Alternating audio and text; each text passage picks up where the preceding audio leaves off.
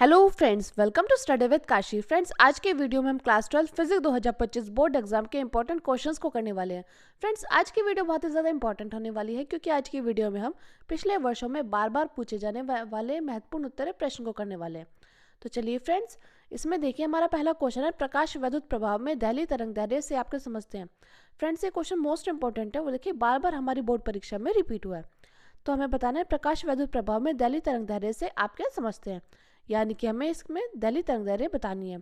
तो दहली तरंगदैर्घ्य क्या होती है? किसी धातु पर आपतित प्रकाश की तरंगदैर्घ्य का वह अधिकतम मान जिससे तरंगदैर्घ्य का वह धातु पृष्ठ से प्रकाश इलेक्ट्रॉन उत्सर्जित कर सके दहली तरंगदैर्घ्य कहलाता है।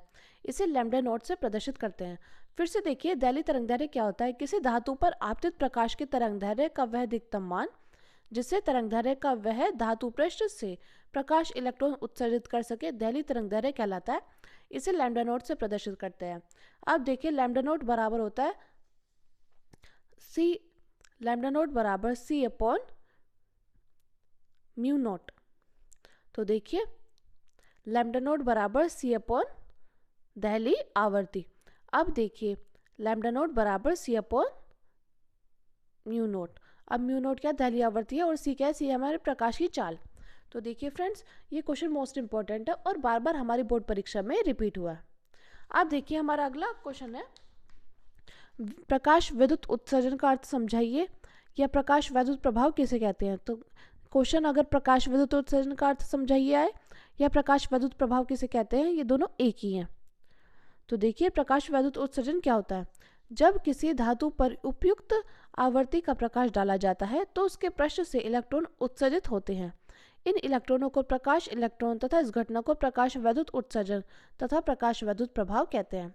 यानी कि जब किसी धातु पर उपयुक्त आवर्ती का क्या डाला जाता है? प्रकाश डाला जाता है, तो उसके पृष्ठ से इलेक्ट्रॉन उत्सर्जित होते हैं। देखिए, इन इलेक्ट्रॉनों को प्रकाश इलेक्ट्रॉन तथा इस घटना को प्रकाश विद्युत उत्सर्जन तथा प्रकाश विद्युत प्रभाव कहते हैं। जैसे कि यहाँ पे देखिए, यहाँ पे क्या है? यहाँ पर ये कोई धातु है, ये कोई पृष्ठ है। अब इसमें क्या है? किसी धातु पर उपयुक्त आवर्ती का प्रकाश डाला जा रहा है, यानी कि आपतित प्रकाश डाला जा रहा है, तो उसके पृष्ठ से इलेक्ट्रॉन क्या होंगे? उत्सर्जित होने लगेंगे। ये जो इलेक्ट्रॉन होंगे ये उत्सर्जित होने लगेंगे। यहाँ पे देखिए, आप देख पा रहे होंगे, यहाँ पे इलेक्ट्रॉन क्या हो रहे हैं? उत्सर्जित हो रहे हैं इसके पृष्ठ से। इन इलेक्ट्रॉनों को प्रकाश इलेक्ट्रॉन तथा इस घटना को प्रकाश विद्युत उत्सर्जन तथा प्रकाश विद्युत प्रभाव कहते हैं।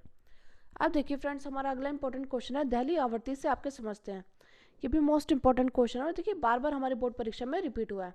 तो दहली आवर्ती से आपके समझते हैं, आपतित प्रकाश की वह न्यूनतम आवर्ती है जो किसी धातु से प्रकाश इलेक्ट्रॉन का उत्सर्जन कर सके, इसे म्यू नॉट से प्रदर्शित करते हैं। यही दहली आवर्ती कहलाती है। इससे कम आवृत्ति के प्रकाश से धातु से कोई प्रकाश इलेक्ट्रॉन नहीं निकलता, यानी कि म्यू नॉट बराबर सी अपॉन लैम्ब्डा नॉट। और लैम्ब्डा नॉट क्या है? लैम्ब्डा नॉट हमारी दहली तरंगदैर्घ्य है। तो दहली आवर्ती क्या होती है? आपतित प्रकाश की वह न्यूनतम आवर्ती जो किसी धातु से प्रकाश इलेक्ट्रॉन का उत्सर्जन कर सके, इसे म्यू नॉट से प्रदर्शित करता है। यही दहली आवर्ती कहलाती है। इससे कम आवर्ती के प्रकाश से धातु से कोई प्रकाश इलेक्ट्रॉन नहीं निकलता, यानी कि म्यू नॉट बराबर c upon lambda naught. Lambda naught क्या है? लैम्ब्डा नॉट हमारे दहली तरंगदैर्घ्य है। तो देखिए, आपको पता होना चाहिए कि दहली आवर्ती क्या होती है और इसका सूत्र क्या होता है, क्योंकि सूत्र हमसे कई बार एमसीक्यू में पूछ लिया जाता है या 1 नंबर के क्वेश्चन में पूछ लिया जाता है। तो दहली आवर्ती क्या होती है? आपतित प्रकाश की वह न्यूनतम आवर्ती जो किसी धातु से प्रकाश इलेक्ट्रॉन का उत्सर्जन कर सके, इसे म्यू नॉट से प्रदर्शित करता है। यही दहली आवर्ती कहलाती है। इससे कम आवर्ती के प्रकाश से धातु से कोई प्रकाश इलेक्ट्रॉन नहीं निकलता। अब देखिए, इसी प्रकार हमारा अगला क्वेश्चन है, प्रकाश विद्युत कार्यफलन से आप क्या समझते हैं। ये फ्रेंड्स मोस्ट इंपॉर्टेंट क्वेश्चन है और बार बार हमारी बोर्ड परीक्षा में रिपीट हुआ है कि प्रकाश विद्युत कार्यफलन से आप क्या समझते हैं, बताएं। तो प्रकाश विद्युत कार्यफलन क्या होता है? वह न्यूनतम प्रकाश जो किसी धातु पृष्ठ से इलेक्ट्रॉन उत्सर्जित करने के लिए आवश्यक होती है, उस धातु का प्रकाश विद्युत कार्यफलन कहलाता है। तो प्रकाश विद्युत कार्यफलन क्या होता है? वह न्यूनतम प्रकाश ऊर्जा जो किसी धातु पृष्ठ से इलेक्ट्रॉन उत्सर्जित करने के लिए आवश्यक होती है, उस धातु का प्रकाश विद्युत कार्यफलन कहलाता है। इसे W से व्यक्त करते हैं। तो W बराबर H upon mu naught. H क्या है? हमारा प्लांक नियतांक, म्यू नॉट है हमारे दहली आवर्ती। अब देखिए, हम क्या जानते हैं? हम जानते हैं हमारा म्यू नॉट बराबर सी अपॉन लैम्ब्डा नॉट होता है। तो हम क्या करेंगे? हम यहाँ पे म्यू नॉट की जगह W बराबर Hc अपॉन लैम्डा नॉट लिख देंगे। अब देखिए फ्रेंड्स, हमारा अगला इंपॉर्टेंट क्वेश्चन है डी ब्रोगली तरंगदैर्घ्य सूत्र लिखिए। तो हमें क्या करना है, हमें यहाँ पे डी ब्रोगली तरंगदैर्घ्य सूत्र लिखना है। तो लैम्डा बराबर h अपॉन एम वी, ये हमारा डी ब्रोगली तरंगदैर्घ्य का सूत्र है। तो लैम्डा बराबर h अपॉन एम वी, या हम इसको ऐसे भी लिख सकते हैं लैम्डा बराबर h अपॉन पी, क्योंकि ये क्या होता है, एम वी होता है पी के बराबर, संवेग के बराबर होता है द्रव्यमान इनटू वेग। तो ये किसके बराबर होता है, संवेग के बराबर होता है। तो हम यहाँ पे लिखते हैं h प्लांक नियतांक है, m कण का द्रव्यमान है, और v क्या है, v हमारा कण का वेग। अब देखिए फ्रेंड्स, हमारा अगला इंपॉर्टेंट क्वेश्चन है फोटोन की ऊर्जा तथा संवेग में संबंध लिखना है हमें। तो अब देखिए, फोटोन की ऊर्जा तथा संवेग में संबंध लिखेंगे। तो संवेग यानी कि P बराबर E अपॉन सी, जहाँ पर E क्या है, E हमारी ऊर्जा है, और C क्या है, C हमारी प्रकाश का निर्वात में वेग है। क्या है हमारा C, प्रकाश का निर्वात में वेग। तो फोटोन की ऊर्जा और संवेग में संबंध लिखने को आए तो आप लिखोगे संवेग बराबर P बराबर E अपॉन सी, जहाँ E क्या है, ऊर्जा है, C प्रकाश का निर्वात में वेग है। अब देखिए फ्रेंड्स, हमारा अगला इंपॉर्टेंट क्वेश्चन है m द्रव्यमान के कण के साथ जुड़ी डी ब्रोगली तरंगदैर्घ्य लैम्डा का संबंध इसके गतिज ऊर्जा k के पदों में लिखिए। तो हमें क्या करना है, हमें m द्रव्यमान के कण के साथ जुड़ी डी ब्रोगली तरंगदैर्घ्य लैम्डा का संबंध गतिज ऊर्जा k के पदों में लिखना है। तो हम यहाँ पे लिखते हैं गतिमान कण की गतिज ऊर्जा k के पद में डी ब्रोगली तरंगदैर्घ्य। तो लैम्डा बराबर h upon root 2m k। तो अगर m द्रव्यमान के कण के साथ जुड़ी डी ब्रोगली तरंगदैर्घ्य लैम्डा का संबंध गतिज ऊर्जा k के पदों में आए तो आप क्या लिखोगे कि लैम्डा बराबर h upon root 2m k। अब देखिए फ्रेंड्स, हमारा अगला इंपॉर्टेंट क्वेश्चन है नाभिकीय विखंडन से आप क्या समझते हैं। फ्रेंड्स, ये मोस्ट इंपॉर्टेंट क्वेश्चन है, नाभिकीय विखंडन से आप क्या समझते हैं। नाभिकीय विखंडन बहुत बार आपसे 1 नंबर 2 नंबर और देखिए एमसीक्यू में भी नाभिकीय विखंडन से भर भर के क्वेश्चन आए हैं। तो देखिए नाभिकीय विखंडन क्या होता है, जब किसी भारी नाभिक पर तीव्रगामी न्यूट्रॉन संघट करते हैं तो वह नाभिक लगभग 2 या 2 से अधिक छोटे छोटे नाभिक में टूट जाता है तथा इस प्रक्रिया में जो द्रव्यमान क्षति होती है वह द्रव्यमान ऊर्जा समीकरण के अनुसार ऊर्जा में परिवर्तित हो जाती है। इस प्रकार भारी नाभिकों के टूटने की प्रक्रिया नाभिकीय विखंडन कहलाती है। तो नाभिकीय विखंडन क्या होता है, जब किसी भारी नाभिक पर तीव्रगामी न्यूट्रॉन संघट करते हैं तो वह नाभिक लगभग 2 या 2 से अधिक छोटे छोटे नाभिकों में टूट जाते हैं तथा इस प्रक्रिया में जो द्रव्यमान क्षति होती है वह द्रव्यमान ऊर्जा समीकरण के अनुसार ऊर्जा में परिवर्तित हो जाती है। इस प्रकार भारी नाभिकों के टूटने की प्रक्रिया नाभिकीय विखंडन कहलाती है। तो देखिए, आपको समझ में आया कि जब किसी भारी नाभिक पर तीव्रगामी न्यूट्रॉन क्या करते हैं, संघट करते हैं, यानी कि आपस में टकराते हैं, तो वह नाभिक लगभग 2 या 2 से अधिक छोटे छोटे नाभिकों में क्या हो जाते हैं, टूट जाते हैं। इस प्रक्रिया में जो द्रव्यमान की क्षति होती है वह द्रव्यमान ऊर्जा समीकरण के अनुसार ऊर्जा में परिवर्तित हो जाती है और इस प्रकार भारी नाभिकों के टूटने की प्रक्रिया नाभिकीय विखंडन कहलाती है। अब देखिए, इसका एग्जाम्पल है 0N2 92 यूरेनियम 235 किसके बराबर 56 Ba 144 36 Kr 89 और 30 N2 और प्लस E क्या है, ऊर्जा। अब देखिए फ्रेंड्स, हमारा अगला इंपॉर्टेंट क्वेश्चन है नाभिकीय रिएक्टर में कौन सी घटना संघट होती है। तो बताइए, नाभिकीय रिएक्टर में कौन सी घटना संघट होती है। नाभिकीय रिएक्टर में नाभिकीय विखंडन की घटना ऊर्जा होती है। कौन सी ऊर्जा होती है नाभिकीय रिएक्टर में, कौन सी घटना होती है नाभिकीय रिएक्टर में, नाभिकीय विखंडन की ऊर्जा होती है। अब देखिए फ्रेंड्स, हमारा अगला इंपॉर्टेंट क्वेश्चन क्या है, नाभिकीय बल का अर्थ समझाइए। इसमें हमें क्या समझाना है, इसमें हमें नाभिकीय बल का अर्थ समझाना है। तो देखिए, नाभिकीय बल क्या होता है, किसी नाभिक के भीतर उपस्थित वे बल जो न्यूक्लियोनों को परस्पर बांधे रखते हैं नाभिकीय बल कहलाते हैं। तो नाभिकीय बल क्या होते हैं, नाभिकीय बल वह होते हैं जो किसी नाभिक के भीतर उपस्थित वे बल जो न्यूक्लियोनों को परस्पर बांधे रखते हैं नाभिकीय बल कहलाते हैं। अब देखिए, अगला इंपॉर्टेंट क्वेश्चन है बंधन ऊर्जा तथा नाभिक के स्थायित्व में संबंध बताइए। तो हमें क्या करना है, हमें यहाँ पे बंधन ऊर्जा नाभिक के स्थायित्व में संबंध बताना है। तो बंधन ऊर्जा नाभिक के स्थायित्व के अनुक्रमानुपाती होती है, अर्थात जिस परमाणु के लिए बंधन ऊर्जा प्रति न्यूक्लियन जितना अधिक होता है परमाणु उतना ही स्थायी होता है। तो बंधन ऊर्जा में नाभिक के स्थायित्व में संबंध हमें लिखना है। तो हम यहाँ पे लिखते हैं बंधन ऊर्जा नाभिक के स्थायित्व के अनुक्रमानुपाती होती है, अर्थात जिस परमाणु के नाभिक के लिए बंधन ऊर्जा प्रति न्यूक्लियन जितना अधिक होता है परमाणु उतना ही अधिक स्थायी होगा। अब देखिए फ्रेंड्स, हमारा अगला इंपॉर्टेंट क्वेश्चन क्या है। अगला इंपॉर्टेंट क्वेश्चन है हमारा, यहाँ पर देखिए, अगला इंपॉर्टेंट क्वेश्चन है प्रकाश के विवर्तन से आप क्या समझते हैं। फ्रेंड्स, ये बार बार हमारी बोर्ड परीक्षा में रिपीट हुआ है कि प्रकाश के विवर्तन से आप क्या समझते हैं। तो देखिए, जब प्रकाश किरणें किसी पतली स्लिट अथवा किसी तीक्ष्ण अवरोध पर पड़ती है तो वह स्लिट अथवा अवरोध के किनारों की ओर आंशिक रूप से मुड़ जाती है। तो प्रकाश किरणों के इस प्रकार मुड़ने की प्रक्रिया को प्रकाश का विवर्तन कहते हैं। यानी कि प्रकाश का विवर्तन क्या होता है, जब प्रकाश की किरणें किसी पतली स्लिट अथवा किसी तीक्ष्ण अवरोध पर पड़ती है तो वह स्लिट अथवा अवरोध के किनारों की ओर आंशिक रूप से क्या हो जाती है, मुड़ जाती है। और प्रकाश किरणों के इस प्रकार मुड़ने की प्रक्रिया को हम प्रकाश का विवर्तन कहते हैं। और देखिए, दैलीय आवर्ती क्या होती है, दैलीय आवर्ती व कार्यफलन में संबंध बताइए। हमें यहाँ पे क्या बताना है, हमें यहाँ पे दैलीय आवर्ती और कार्यफलन में संबंध बताना है। तो हम यहाँ पे लिखते हैं कार्यफलन W बराबर H न्यू नोट।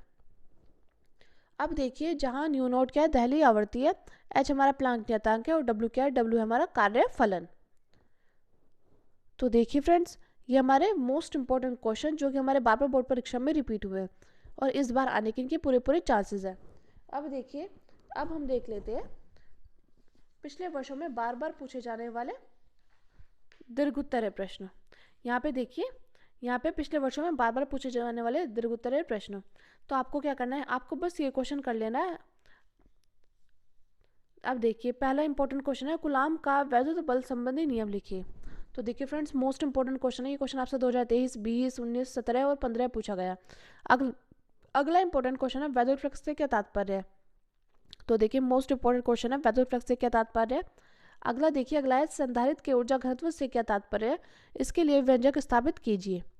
तो देखिए फ्रेंड्स, मोस्ट इंपॉर्टेंट क्वेश्चन है, बार बार आपकी बोर्ड परीक्षा में रिपीट हुआ है। अगला देखिए, अगला है, किसी वैद्युत द्विध्रुव की अक्षीय स्थिति में किसी बिंदु पर वैद्युत विभव का सूत्र लिखिए। तो हमें क्या करना है, हमें वैद्युत द्विध्रुव की अक्षीय स्थिति में किसी बिंदु पर वैद्युत विभव का सूत्र लिखना है। अब देखिए, हमारा अगला क्वेश्चन है, मुक्त इलेक्ट्रॉनों का अनुगमन वेग समझाइए। अनुगमन वेग व धारा घनत्व के बीच संबंध स्थापित कीजिए। फ्रेंड्स, मोस्ट इंपॉर्टेंट क्वेश्चन है और देखिए बार बार हमारी बोर्ड परीक्षा में रिपीट हुआ है। अब देखिए फ्रेंड्स, अगला क्वेश्चन क्या है, अगला क्वेश्चन है हमारा,